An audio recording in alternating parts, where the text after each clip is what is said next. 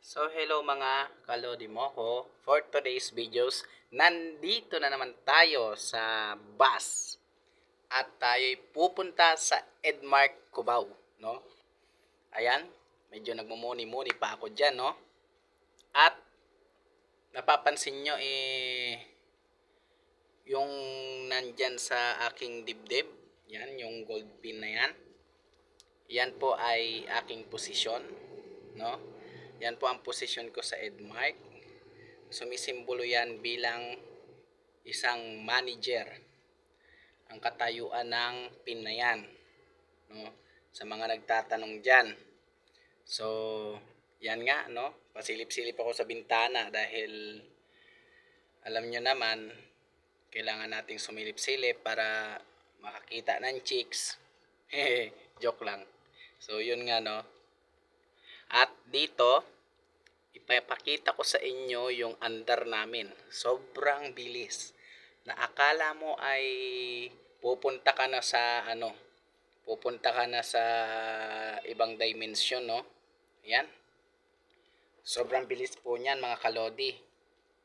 Kung makikita nyo. At yan ang mga pangyayari na nangyayari ngayon sa bus na ito, no? Sobrang bilis. Ano po yan? EDSA Carousel. Kaya dito na kayo sumakay sa EDSA Carousel para makita ninyo yung bilis ng takbo nito. Hindi talaga kayo malilit nito pag dito kayo sa EDSA Carousel kayo sumakay, no?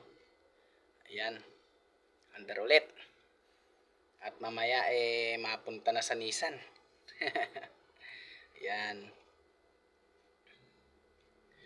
So yan na ay papunta na tayo sa Edmark Cubao.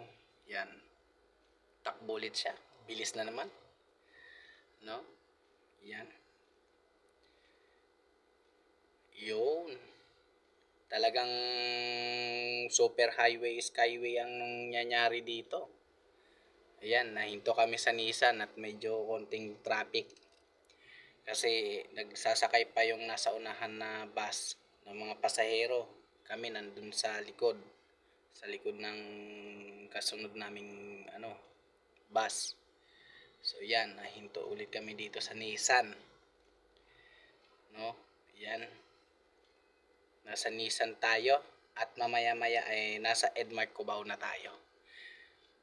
So yun na nga mga kalodi, nasa Edmark Cubao na nga tayo, no? Medyo nag-crack yung ating slow motion. No, yun. So yun lang, thank you.